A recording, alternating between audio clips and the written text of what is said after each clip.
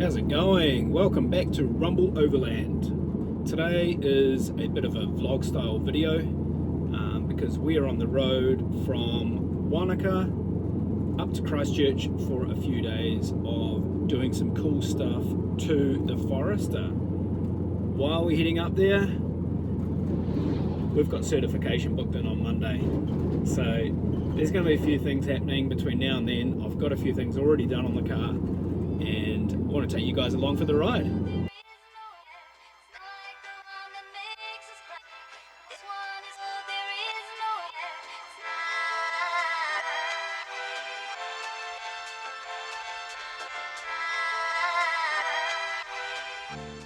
Things for certification, for those of you who don't know, are essentially items that you do to your car or modify on your car that are outside the regular warrant of fitness standard. That's probably the best way to explain it. So here in New Zealand, we have a warrant of fitness on our car every 12 months, and it's a check over and make sure it's all up to a roadworthy standard. Now, when you certify your car, you're allowed to go outside of certain thresholds. So in New Zealand, we have a bunch of rules, like you can't put coilovers on your car, for instance, without needing certification. You can't put wheel spacers on your car without needing certification. There's a few things that you can do, like you can put tyres on that are larger than stock, but you can't go larger than 5% over stock. So it's basically a bunch of rules that we need to sort of adhere to. Then certification allows us to go outside of those parameters and do some cooler stuff to our cars, pretty much. Snack of champions.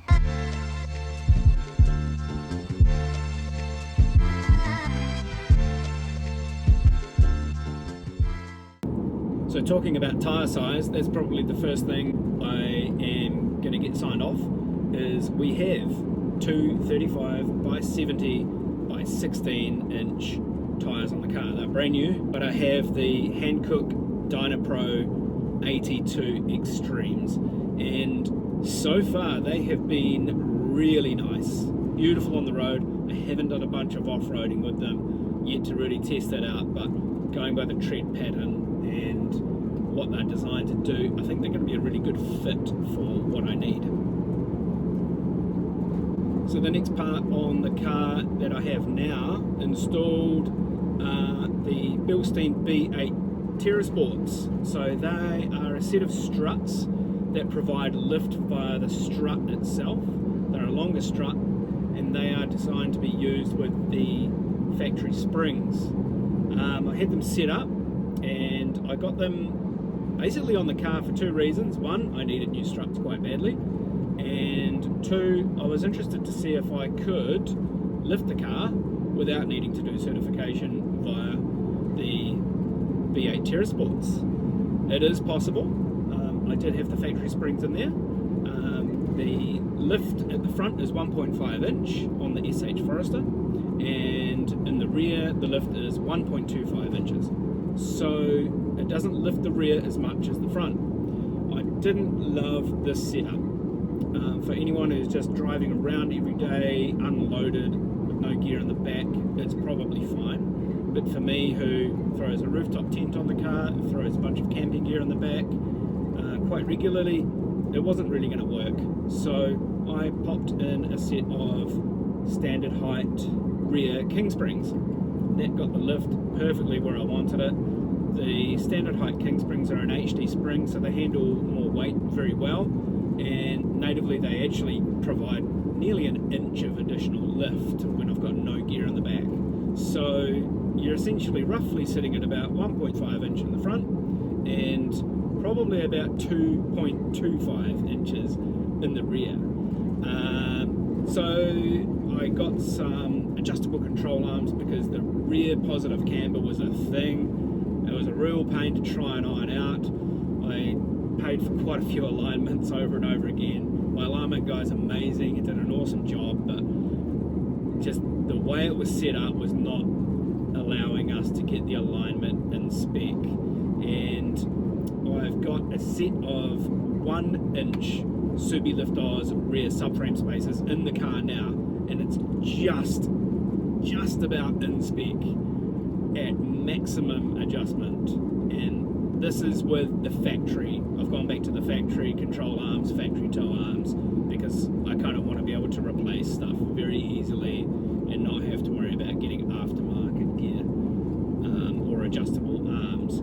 So I was like, okay, I'll put the subframe spacer kit in there and call it a day, but actually the 1 inch wasn't enough. So the first job that we have on tomorrow morning is swapping the 1 inch subframe spacer kit out for a 2 inch subframe spacer kit, and that will get my alignment dialed in perfectly. Currently we also have no front sway bar in the car. I have done some experimenting. I tried no sway bars because, you know, that's what all the off-roaders in America do. And everyone's just like, oh, you won't notice a difference, and I can't agree with that. Unfortunately, I felt like the car was just really unpredictable and felt pretty horrible to drive at open road speeds. As soon as you're at 100 k's an hour going through a mountain pass, you know, you just sort of lost all confidence on the road, particularly if you put a rooftop tent on. Yeah, it was not very fun at all. So last time I certified, I took my rear sway bar out, which gives you about an inch of additional travel in the rear. But I've since found out that the additional travel really comes from removing the front sway bar. So you get more than 2 inches of extra travel in the front. So I've kept my rear in and taken the front out, and it's beautiful. It drives really well. It's not as nice as both sway bars on the road, but it's pretty close. Like, it doesn't feel, it feels very predictable. There's a little bit more body roll, but it's a pleasure to drive. It's really nice to drive. So that's what I'm going for this time. We're going to try and certify with no front sway bar. It is in the boot, just in case they decline that for any reason. We can bolt that on and hopefully get everything tidied up. But that's the plan there. I'm taking the front sway bar off and hopefully getting a bit of extra articulation, because with a Subaru Forester you need all the articulation you can possibly get. So the things that are going on the Forester in the next couple of days, there's essentially 3 items. As I mentioned before, the 2 inch Subielift Oz Subframe spacer kit is going to be going on, and I'm going to get a fresh wheel alignment straight afterwards, and hopefully that's all going to work out really well. I'm really confident it will work because I've done it before. The next thing is going to be, I'm going to try and fit some 20mm wheel spacers to the car. If we are going to be taking it through cert, you can certify wheel spacers as well. 20mm will bring the offset of the, I've got the raised TE37s on there at the moment. They are a plus 46 offset, so if I put 20mm spacers in there, we're going to end up at plus 26. And that should just pop the wheels out nicely, really nice aggressive stance, and just to improve the handling, and also off-road having your wheels slightly out a bit further is helpful for when you're up against banks and bits and pieces where you want the tyres to make contact before your guards or your bumpers. So that's an ideal scenario. I want to get the wheel spacers on there. The challenge I'm going to have is clearance, because while right now with the Bilsteins we've got higher strut perches, we can actually fit the 235s, which is about a 29-inch tyre, in there quite nicely. There's a touch of rubbing just at the front wheel liners, but otherwise it clears. So if it's going to be in the way too hard basket to get the wheel spaces to fit, I think I will just leave them off. But we're going to give it a crack. Let's give it a go. I think it's going to look sick if it works out. The other thing that we're going to be doing, and this is kind of like the, what do you call it, the big reveal. Yeah, we've got a 3.5-inch stainless snorkel kit. sitting up in Christchurch, and my dad is a retired engineer, and we're going to be dusting off the TIG welder and having a crack at putting a 3.5-inch stainless snorkel on the Forester. So I'm either going to have a shiny new snorkel or I'm going to have a hole in my guard. One way or the other, something's going to happen. And hopefully we get that shiny new snorkel and those mad whooshy noises again. So that's the plan. It's a 5-hour trip up to Christchurch from Wanaka. So I'm just going to get on the road. We're going to get on there probably just as it's starting to get dark. We're going to get stuck in. So I'll take you guys along and film some bits along the way. Looking forward to it. Alright, we're in Christchurch and we are setting up to put a stainless snorkel on my car. We've drilled the hole and we're seeing if we can get this to line up and sit in.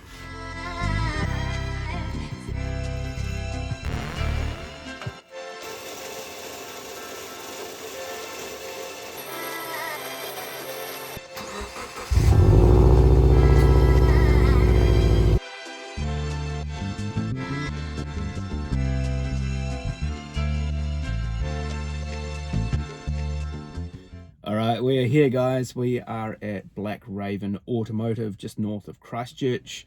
I'm a bit early, Tony's not even here yet, so we're going to go and grab a coffee. But the aim of today is to set up the Subielift Oz rear 2-inch subframe spacers. That's going to drop the subframe down at the back, and also we're going to put in, I think it's the multi-link spacers, or in the old school version is the trailing arm spacers, which recenters the wheel in the wheel well. We have 1 inch at the moment, and basically the alignment is still about 0.4 of a degree positive camber. I might be over getting too nitpicky on this, but if I'm going to be certifying this, I need to get it right because I can't change it. So I am doing a bit of extra work now to make sure that everything just works later on. I don't have to worry about it.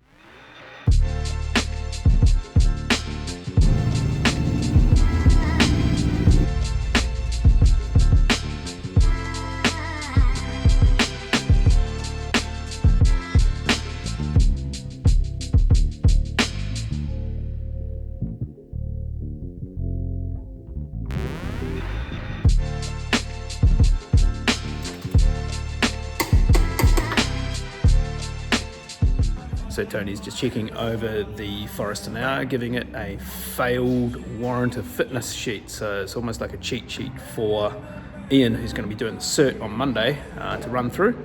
And we have the subframe spacers in place now. Everything looks like it's going to work. And we also changed the rear differ wheel, which was pretty nasty. And now we are at Brian's Tyres in Ravenswood for an alignment. Alright, so we have subframe spacers in, all fitting up nicely, except we have a bit of fouling from the exhaust now on the subframe, which the exhaust was actually corrected for that quite a while back, but since then obviously I've bumped it, or something's tweaked on the exhaust and it's now bumping in there. So I'm trying to figure out a fix for that, and it might be doubling up some exhaust hangers just to drop the end of the exhaust down a bit so it clears that subframe. And we've had a wheel alignment which absolutely turned out exactly how I wanted it to be. We've got rid of all the positive camber in the rear, and it's all sitting really nicely and driving really nicely. So happy with that. Got to figure out the exhaust part now. As always, when you're doing stuff on cars, there's something that will come up that you didn't expect, and this is exactly that.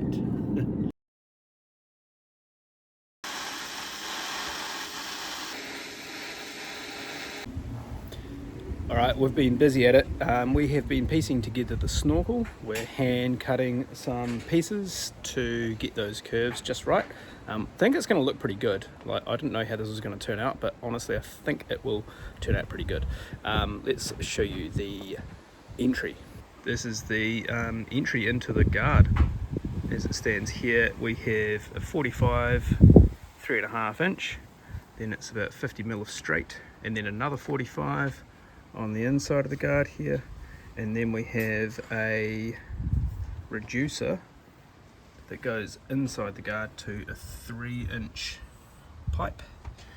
And inside there already I've gone and put the flexible snorkel hose, so that's running up all inside there, ready to be plumbed into the factory airbox. That's the next part. This is the factory airbox here, and this is how it's all going to go together. We have the intake is normally in here, we'll blank that off, and then we've got a 3-inch hole here to match up with the snorkel, and we're going to be putting this in there, so we've got something to hose clamp to. Fit it up. It's just sitting in place at the moment, but this is super exciting. Good morning, day 3. We are heading to Super Cheap Auto. We're getting some riv nuts to install the top part of the snorkel against the A-pillar. We're going to be doing it inside the door jamb, and I think that's going to work. We're also going to get a little bit of body filler and tidy up my old snorkel holes, which we can't really use this time around because it's in a different mounting point. What else have we got going on? Exhaust got sorted yesterday. I bent a couple of the brackets just to really just get the exhaust off the subframe, and just released one of the hangers because it was just pulling over to the right, bumping up against the subframe and making a bunch of noise. Now it's nice and quiet, sitting really well. Honestly, the exhaust probably needs to be replaced. It's done about 7 years. It's a mild steel X-Force that's been modified, repaired, tweaked and changed that many times. It'll probably get replaced with it. Pretty much I'll go for a like for like. I like the X-Force exhaust. Yes, I'll probably get that, but again, it just needs to be modified around the subframe just to clear that section. And then the rest of today is getting the snorkel finished off. We got the straight pipe basically tacked on yesterday, so it's all sitting there. Just got to get the end curve finalized and get the length of the snorkel dialed in, and then the mounting point, which I'm just grabbing some parts for now. And we're doing this while we're navigating Christchurch's shopping malls, which is just such an unfamiliar territory for me now. It's cool. Safety glasses on. We are drilling 3 holes just in along here for the new bracket to fit in.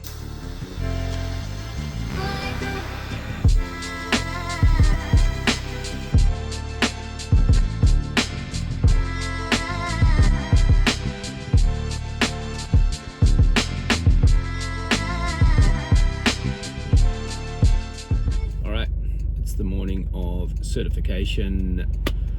Little nervous, but hopefully everything all just goes to plan. I have the alignment sheet all printed out. I have a failed warrant fitness sheet ready to go. So everything's there, and the snorkel is sounding so sick.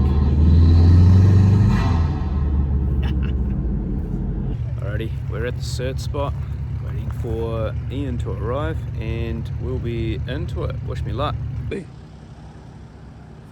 That is sick. 600 horsepower Subaru powered Suzuki Swift.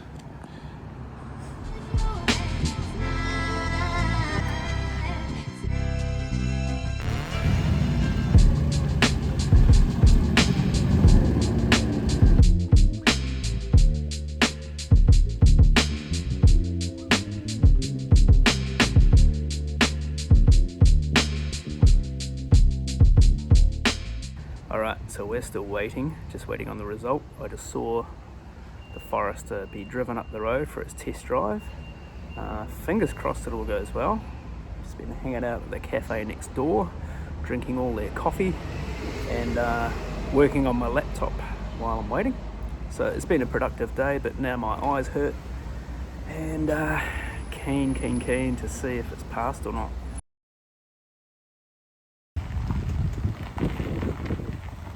Passed, baby. Alright, so we have passed certification. Absolutely stoked. Such a weight off the shoulders actually, eh? Anyone who's gone through the cert process is probably the same. It's a decent amount of money to put aside and then have it fail, so yeah, having it pass is made me super happy. And now I'm going to do the slow trip back down south to Wanaka, and might grab a couple of nice shots on the way. Let's go.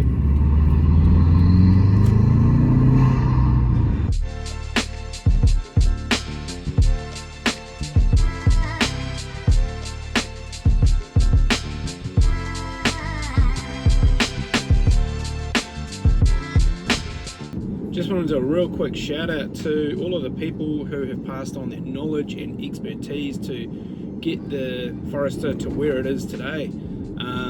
First off, Tony Healy, a good friend of mine. He runs Black Raven Automotive, absolute soundboard of Subi knowledge and an absolute weapon on the tools. Then we have my dad, who stepped up to the plate, dusted off as TIG welder, and it's not really his area of expertise to make stainless snorkel, but he certainly stepped up and did an amazing job. Ian McLaughlin, who I found to be the best certifier I've come across in the South Island of New Zealand. And then we've also got Matt Chaplin from Subielift Oz over in Australia, and also Jack Moss from Bilstein, Australia as well. And then we've got Mike Fever from Wanaka Auto Super Shop, who has dealt with my many alignments. He's a bit of a machine. And last but not least, my wife, who's put up with all of the drama and costs and expenses involved in doing a project like this. You kind of can't get away from it, but she's been super patient and amazing. So thank you. Thanks to everyone. Absolutely stoked.